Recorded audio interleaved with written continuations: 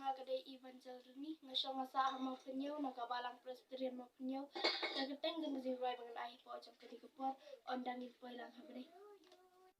turwaya roya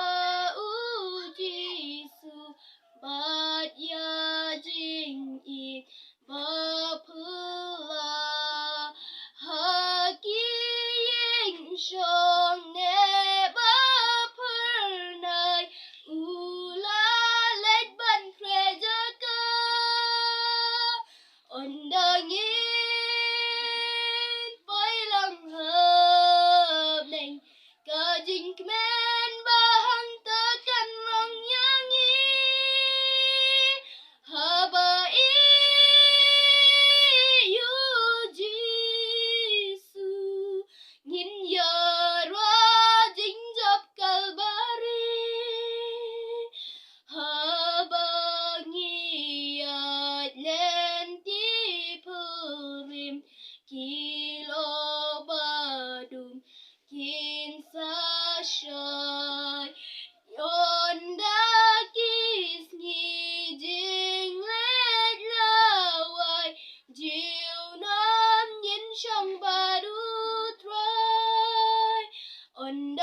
ondangin pailang hab neng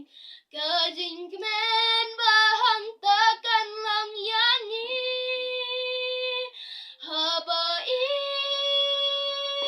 yu jisu ngin yarwa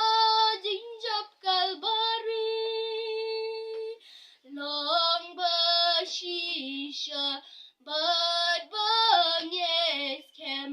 hajin shakri ya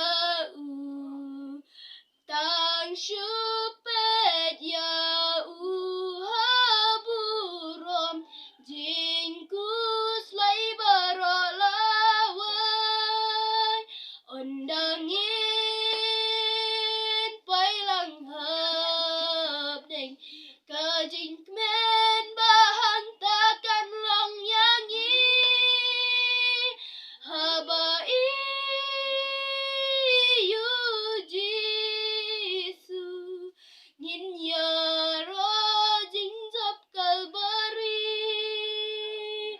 nyan ya chao prang pan snyat un ai yeng kem bacha nya ha shen ki pliki kerda pernai bad ngin ya yu jisu ondangin pailang hab neng kajing kemen bahang takan long yangi habai yu jisu ngin yarwa jing jab kalbari ondangin pailang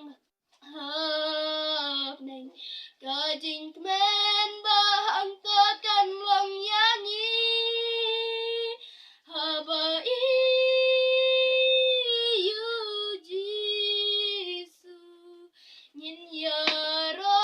jing jab kalbari ngin